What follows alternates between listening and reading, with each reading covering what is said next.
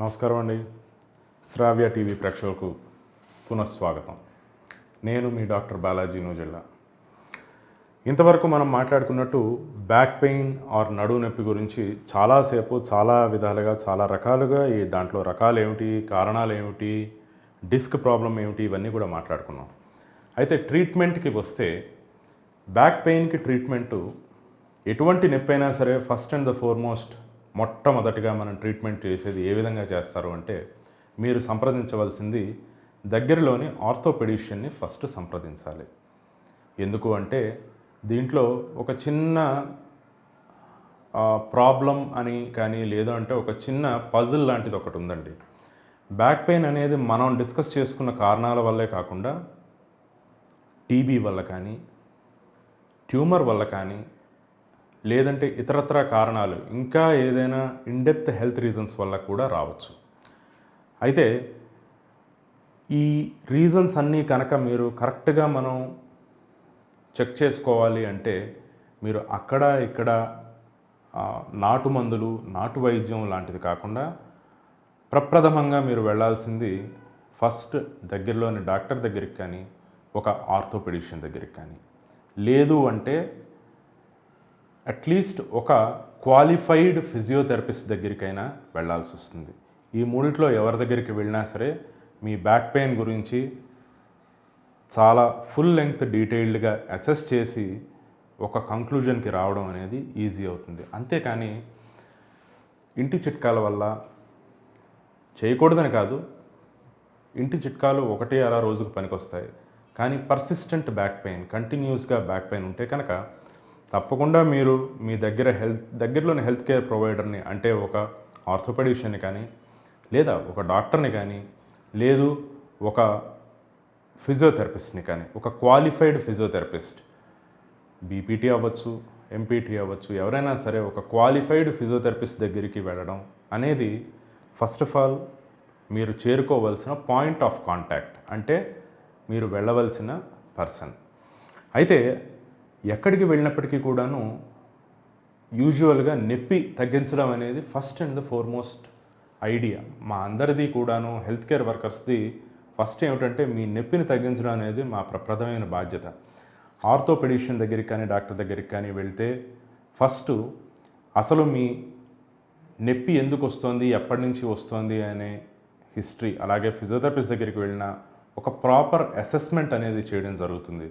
జరిగిన తర్వాత మెడికల్గా చూస్తే కనుక ఆర్థోపెడిషియన్స్ కానీ డాక్టర్లు కానీ మీకు మందులు లేదంటే మందు బిళ్ళలు, దానికి తగిన మందు బిళ్ళలు నొప్పికి కానీ తిమిరికి కానీ లేదంటే జాలుకు కానీ సంబంధించి అవి తగ్గడానికి కావలసిన మందులు ప్రిస్క్రైబ్ చేయడం జరుగుతుంది.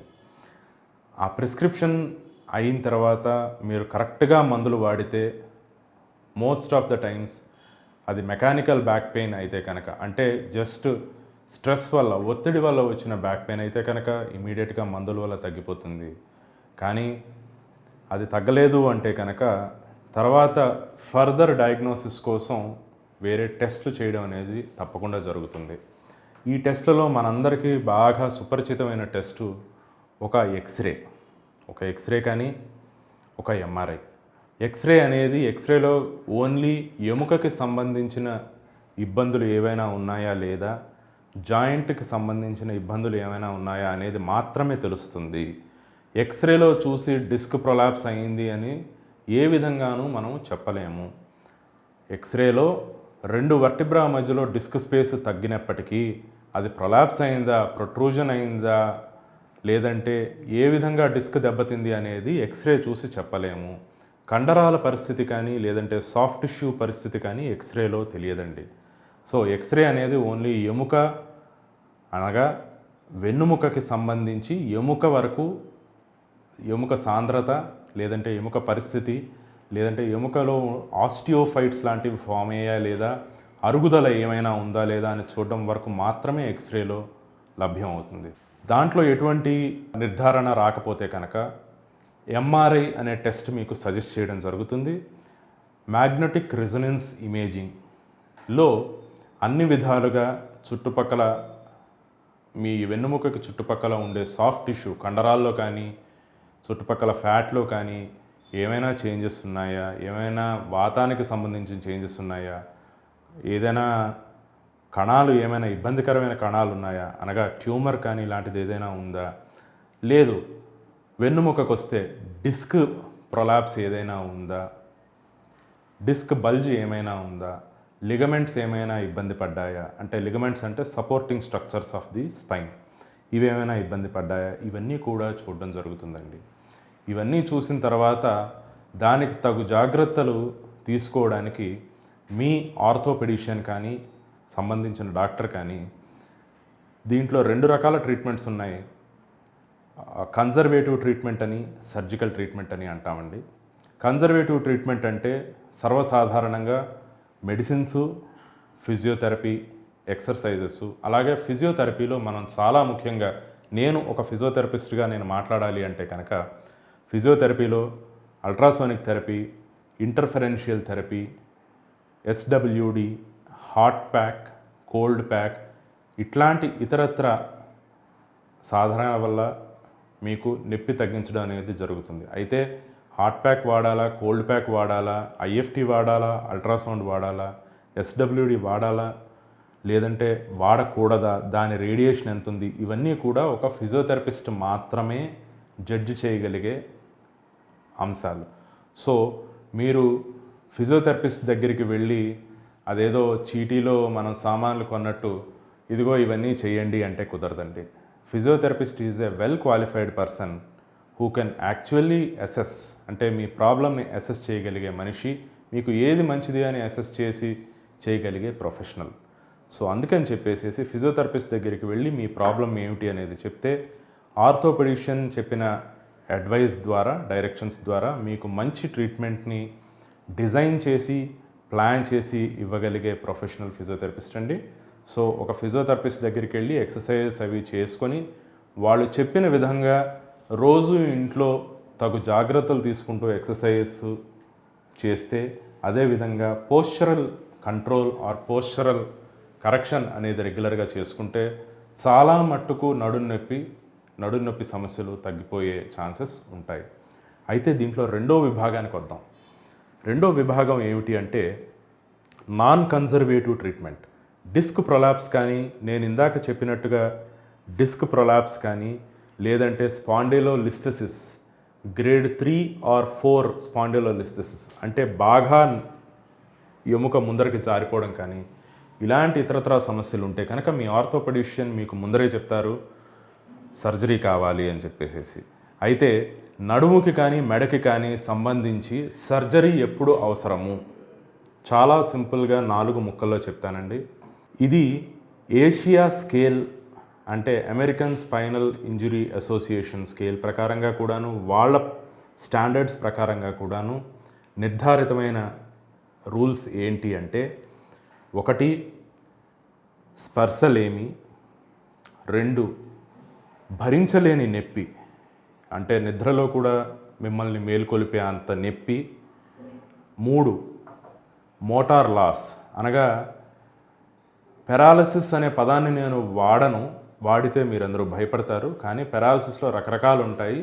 ఇక్కడ ఓన్లీ మజిల్ పెరాలసిస్ అంటే కండరం వీక్ అయిపోయి కండరం పని చేయకపోవడం, ఏ నర్వ్ రూట్ అయితే కంప్రెస్ అవుతుందో, ఏ నరం అయితే కంప్రెస్ అవుతుందో దానికి సంబంధించిన కండరం పని చేయకపోవడం, కంట్రోల్ తప్పడము, ఇలాంటివి కానీ.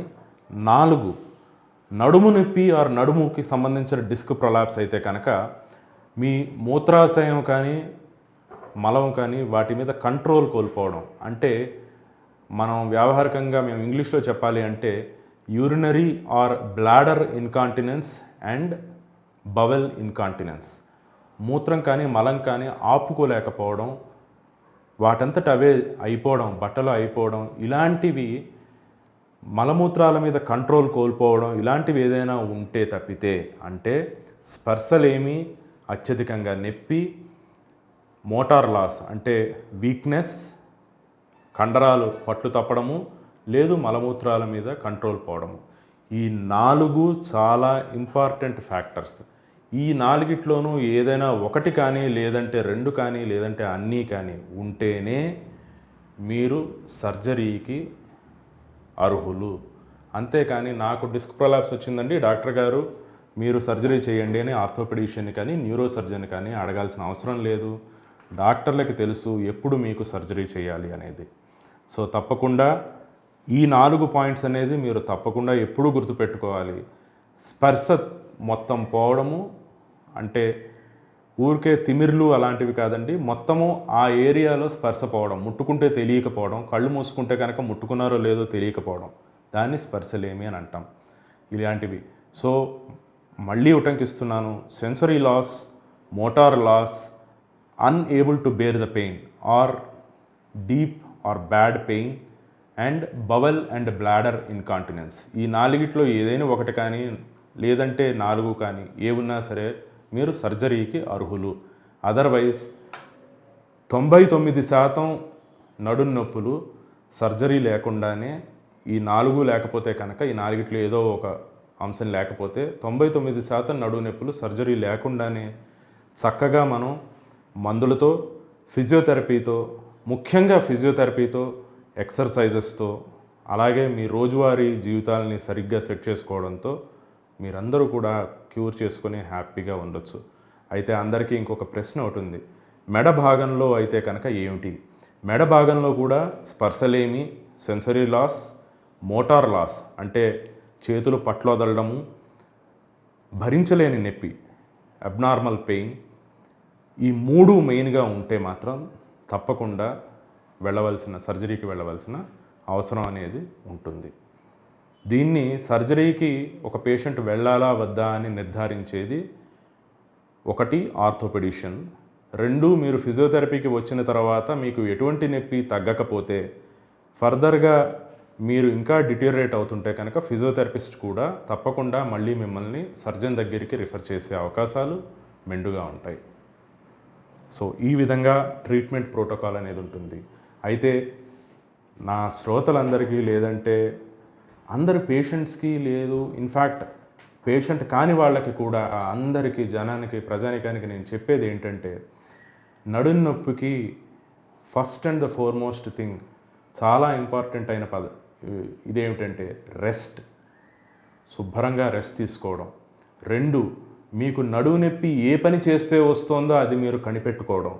3 ఆ పని చేయకుండా ఒక 48 గంటల పాటు మీరు రెస్ట్ తీసుకున్నట్లయితే అప్పటికి తగ్గకపోతే కనుక మీరు మందులకి వెళ్ళొచ్చు.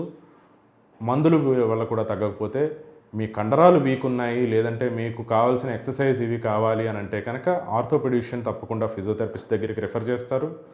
ఒక మంచి ఫిజియోథెరపిస్ట్ దగ్గరికి వెళ్ళి మీరు ఒక క్వాలిఫైడ్ ఫిజియోథెరపిస్ట్ దగ్గరికి వెళ్తే మీకు కావలసిన మీ నడుముకి కానీ మెడకి కానీ సంబంధించి అసలు పరిస్థితి ఎలా ఉంది అనేది ఇన్ డీటెయిల్డ్గా మస్కులోస్కెల్టల్ అసెస్మెంట్ చేయగలిగే శక్తి ఒక ఫిజియోథెరపిస్ట్కి ఉంది.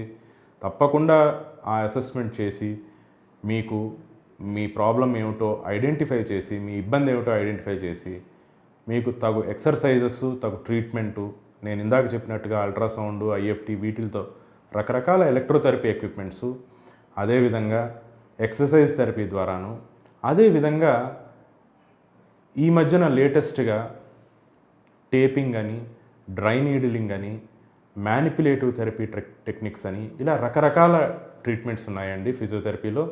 సో వీటన్నిటితోనూ కూడా 100కి 100 పాళ్ళు అంటే అతిశయోక్తిగా ఉంటుంది, కానీ 100కి 100 పాళ్ళు చేసుకోవచ్చు.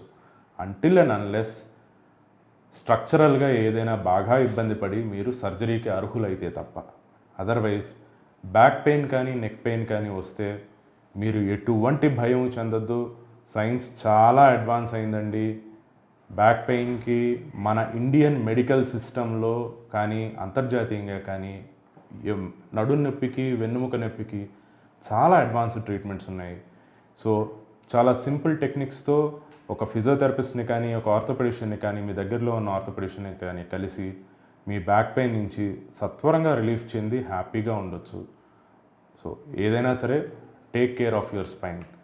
అండ్ రిగార్డింగ్ స్పైన్ చెప్పాలి అంటే ఆడవాళ్ళల్లో నడుము నొప్పి ఆర్ మెడ నొప్పి ఎందుకు ఎక్కువ వస్తుంది? మొత్తం ప్రపంచవ్యాప్తంగా చూస్తే కనుక భారతదేశంలో అత్యధికంగా మనకు కనిపిస్తూ ఉంటుంది. ప్రపంచవ్యాప్తంగా కూడా ఆడవాళ్లలో నడుము నొప్పి కాస్త ఎక్కువగా ఉంటుంది. స్టాటిస్టిక్స్ కనుక మనం తీసుకున్నట్లయితే సైన్స్లో కొన్ని స్టడీస్ వల్ల నిర్ధారణ అయింది ఏంటంటే ఆడవాళ్ళలో 30 ఏళ్ళు దాటిన తర్వాత ఎముకలోని సాంద్రత తగ్గడం మొదలవుతుంది అనేది రుజువైంది. ఈ సాంద్రత తగ్గడం వెంటనే ఏమవుతుంది, తప్పకుండా మీకు ఎముకల్లో బలం తగ్గుతుంది. ఈ బలం తగ్గడమే కాకుండా న్యాయంగా చెప్పాలంటే మన ఇండియన్ సొసైటీ, మన ఇండియన్ సాంప్రదాయంలో యూజువల్గా ఆడవాళ్ళు ఇంట్లో పనులు ఎక్కువ చేస్తూ ఉంటారు, బాగా అబ్నార్మల్ లోడ్స్కి లోనవుతూ ఉంటారు. కాబట్టి ఒకటి abnormal loads or excessive work, 2 ఎముక సాంద్రత తగ్గటం, వీటన్నిటి వల్ల ఎర్లీగా డీజనరేటివ్ చేంజెస్ రావడం వల్ల ఆడవాళ్ళల్లో నడుం నొప్పులు కానీ మెడ నొప్పులు కానీ ఈ చేతి నొప్పులు కూడా in fact say osteopenia and osteoporosis ఎముకలోని సాంద్రత చేంజెస్ వల్ల తొందరగా సెట్ అయ్యే ఛాన్సెస్ ఉన్నాయి మన ఇండియన్ సిస్టంలో కానీ మోర్ సో వెస్ట్రన్ సిస్టమ్స్లో కానీ. దీనికి మెయిన్ కారణం ఏంటంటే ఎక్కువగా ఇంట్లోనే ఉండిపోవడం, బయట పనులు చేయకపోవడం. మనందరం చూసుకున్నట్లయితే 2000 శతాబ్దం తర్వాత ఈ ఆడవాళ్లలో ఎముకల నొప్పులు అనేవి చాలా ఎక్కువయ్యాయండి. అయితే మన పూర్వీకుల్లో చూస్తే మన బామ్మలు మన నానమ్మలు వాళ్ళ శతాబ్దంలో వాళ్ళ ఏజ్లో చూస్తే కనుక వాళ్ళు చాలా ఈజీగా ఒక 10 మంది పిల్లలు ఉండేవారు, 10 మంది పిల్లలకి చేసి పెట్టేవాళ్ళు. అదేవిధంగా ఇంటి వర్క్ అంతా వాళ్ళే చూసుకునేవాళ్ళు. అంతా చూసుకున్నా సరే వాళ్ళల్లో నాకు తెలిసి మా నాన్నమ్మ గారు కూడా 96 ఏట పోయినప్పటికీ 90 ఏట వరకు కూడా ఇంచుమించు ఆవిడ వరకు ఆవిడే చేసుకున్నారు. ఎవరు చూసినా మన పూర్వీకులు, మన తాతలు, అమ్మమ్మలు, నానమ్మలు వీళ్ళందరూ కూడా బాగా చేసుకున్న వాళ్ళే. మనం చేసుకోలేకపోతున్నాం. ఎందుకు? It is just because of our change in the life style. మన లైఫ్ స్టైల్ మాడిఫికేషన్ చేసుకోకపోతే పోను మన జనరేషను, మన పిల్లల జనరేషను, ఆ తర్వాత జనరేషన్లో సాధారణ ఎముక సాంద్రత అత్యధికంగా పడిపోయే ఛాన్సెస్ ఉన్నాయని కూడా నేను నా ప్రేక్షకులందరికీ కూడా మనవి చేసుకుంటున్నాను. దీనికి మెయిన్ ప్రాబ్లం ఏంటంటేనండి, ఒకటి మనం బయటికి ఎక్స్పోజ్ అవ్వకపోవడం. పూర్వీకుల్లో ఏసీ లేవండి, మనకి ఏసీ జీవితాలు అలవాటైపోయాయి. పూర్వీకుల్లో ఏదైనా ఫిజికల్ యాక్టివిటీ అలవాట్లండి. ఈ మధ్యన కొత్తగా వచ్చిన టెక్నాలజీ వల్ల అంతా రిమోట్ కల్చర్ అలవాటైపోయిందండి, రోబోటిక్ కల్చర్ అలవాటైపోయింది. సో ఫిజికల్ యాక్టివిటీ అనేది తగ్గిపోయింది. అలాగే పూర్వీకుల్లో ఎక్కువసేపు ఎండకి ఎక్స్పోజ్ అయ్యి తప్పకుండా పని చేసుకునేవాళ్ళు, కష్టపడేవాళ్ళు, మంచి ఫుడ్ తినేవాళ్ళు. ఇప్పుడు మనకు ఆ బలవర్ధకమైన ఆహారం అనేది కూడా తగ్గిపోయింది. సో మన ఆహారంలో సాంద్రత లేదు, మనం చేసే పనుల్లో సాంద్రత లేదు, చేసే పనుల్లో స్పష్టత లేదు. సో మనకి బలం ఎక్కడి నుంచి వస్తుందని అనుకుంటున్నారండి? తప్పకుండా ఎండకి ఎక్స్పోజ్ అవ్వకపోతే వైటమిన్ డి అనేది మన బాడీలో ప్రొడ్యూస్ అవ్వదండి. వైటమిన్ డి ఎంత మనం బయట నుంచి వేసుకున్న ఇంజెక్షన్ రూపంలో వేసుకున్నా సరే అది సప్లిమెంటేషనే తప్పితే రోజువారీ కార్యకలాపాల్లో మన బాడీలో ప్రొడ్యూస్ అవ్వాలి అంటే తప్పనిసరిగా మనం ఎండకి ఎక్స్పోజ్ అవ్వాలి. రోజుకి గంట కానీ అరగంట కానీ తెల్లారకట్ల అంటే పొద్దున్నే అరౌండ్ 6:30 నుంచి 8 ఇంటి మధ్యలో ఎండకి ఎక్స్పోజ్ అయితేనే మన బాడీలో వైటమిన్ డి ప్రొడ్యూస్ అవుతుందండి. ఆ ప్రొడ్యూస్ అయిన వైటమిన్ డి మన బ్లడ్లో ఉండే కాల్షియంని ఇలాగ డోర్ లాగా అది ఎముకకి పట్టేటట్టు చేస్తుంది. సో మీరు ఎన్ని కాల్షియం రిచ్ ఫుడ్స్ తిన్నా సరే వైటమిన్ డి లేకపోతే అనవసరం. సో వీటన్నిటిని పట్టి మనం బాయిల్ డౌన్ చేసి చూస్తే ఇవాల్టి రోజున మనకున్న లైఫ్ స్టైల్ ఏంటి అంటే పొద్దున్నే లేవడం, ఇన్ఫ్యాక్ట్ రాత్రి టీవీ చూస్తూ పడుకోవడం, సరైన నిద్ర లేకపోవడం, పొద్దున్నే లేవడం, అలాగే పొద్దున్నే లేచిన వెంటనే అసలు ఎండకి ఎక్స్పోజ్ అవ్వాల్సిన టైంలో అంతా కూడా మన వాళ్ళందరూ ఇళ్లల్లోనే కూర్చోవడం, రిమోట్స్తో ఆపరేట్ చేయడం, ఎక్కువగా కూడా మన విజువల్ డిస్ప్లే యూనిట్స్ అనగా సెల్ ఫోన్స్కి దానికి అతుక్కుపోవడం, శారీరక శ్రమ లేకపోవడం, మెయిన్గా అంతా కూడా వేళ్ళకి శ్రమ మాత్రమే. నేనంటూ ఉంటానండి మా వాళ్ళతో, గమ్ముని రేపొద్దున్న ఇలాగే మనం వెళ్తూ ఉంటే కనుక మన వేళ్ళు పెద్దవవుతాయి, బాడీ చిన్నదైపోతుంది. ఎందుకంటే వేళ్ళు వాడి వేళ్ళు పెద్దవైపోతాయి, చేతులు పెద్దవైపోతాయి, బాడీ చిన్నదైపోతుందండి. సో అందుకని చెప్పి ఇది ఊరికే జోక్కి మాత్రమే చెప్పానండి శ్రోతలకి. కాకపోతే ఏంటి అంటే ఇలాగే మనం వెళ్తూ ఉంటే ఇలాగే ఇళ్లల్లో ఉండిపోయి మనం సరైన ఫిజికల్ యాక్టివిటీ, వ్యాయామం కానీ ఫిజికల్ యాక్టివిటీ కానీ ఎండకి ఎక్స్పోజర్ సరిగ్గా లేకుండా ఇవన్నీ చేస్తే కనుక పక్కాగా మీరు చూడండి, ప్రస్తుతం ఉండే ఆడవాళ్ళు ఇవన్నీ చేస్తున్నారు. ప్రస్తుతం ఉండే టైట్ లైఫ్ స్టైల్లో చాలా టైట్ లైఫ్ స్టైల్ అంటే పొద్దున్న లేచిన వెంటనే 9ంటికి ఆఫీస్కి వెళ్ళాలి, చిన్న పిల్లలకి 8ంటికి సర్దాలి, ఇవన్నీ టైట్ లైఫ్ స్టైల్లో మన ఇంటి ఆడకూతుళ్ళు కానీ ఆడవాళ్ళు కానీ పక్కాగా ఈ ఎండకి ఎక్స్పోజ్ అవడం అనేది మానేశారు. పని తప్పితే వేరే వ్యాయామ ప్రక్రియ లేదు, స్ట్రెస్ తప్పితే వేరే ప్రాబ్లం లేదు. సో ఈ మూడు కూడా ఎముకల్లోని సాంద్రతని మొత్తం నాశనం చేసేసి ఆడవాళ్ళల్లో ఇవాళ రోజున మనం చూస్తే కనుక అత్యధికమైన ఎముకకి, వెన్నుముకకి, ఇన్ఫ్యాక్ట్ సే బ్యాక్కి సంబంధించిన ప్రాబ్లమ్స్ చాలా ఎక్కువైపోతున్నాయి. అండ్ ఇవన్నీ కూడా mostly related to osteoporosis, osteopenia and also తక్కువ శ్రమ అంటే సరైన శ్రమ లేకపోవడం వల్ల ఎముకకి నడుముకి సంబంధించిన కండరాలు వీక్ అయిపోవడం వల్ల వస్తున్న మెకానికల్ బ్యాక్ పెయిన్సే కానీ వేరే ఎటువంటిది కాదండి. So first and the foremost thing, change your life style to change your life. లేదు అంటే ఇలాగే వెళ్తూ ఉంటే మనం మెడికల్ ఖర్చులు లేదంటే మన రోగాల మీద ఖర్చు ఎక్కువ అవడమే తప్పితే ఏ విధంగానూ మన నెక్స్ట్ జనరేషన్స్ బాగుపడవండి. So first of all change your lifestyle, do regular exercise, go for walking, get exposed to sunlight, proper sunlight. అంటే సన్లైట్ అంటే డాక్టర్ గారు చెప్పారని చెప్పి మన సమ్మర్లో వెళ్ళి మధ్యాహ్నం 1 గంటకి నుంచోకండి, కళ్ళు తిరిగి కింద పడతారు. సో పొద్దున్నే 6 నుంచి 8 మధ్యలో చక్కగా బయటికి వెళ్ళి వ్యాయామం చేయండి, మంచి వైటమిన్ డి లభిస్తుంది. బాడీలో ఎక్సర్సైజ్ చేయడం వల్ల ఎండార్ఫిన్స్ అండ్ ఎన్కెఫ్లిన్స్ ప్రొడ్యూస్ అయ్యి మీరు రోజంతా కూడా మంచి యాక్టివ్ లైఫ్ స్టైల్ లీడ్ చేస్తారు. అదేవిధంగా రోగరహితమైన రోజుని చూస్తారు మీరు. Thank you.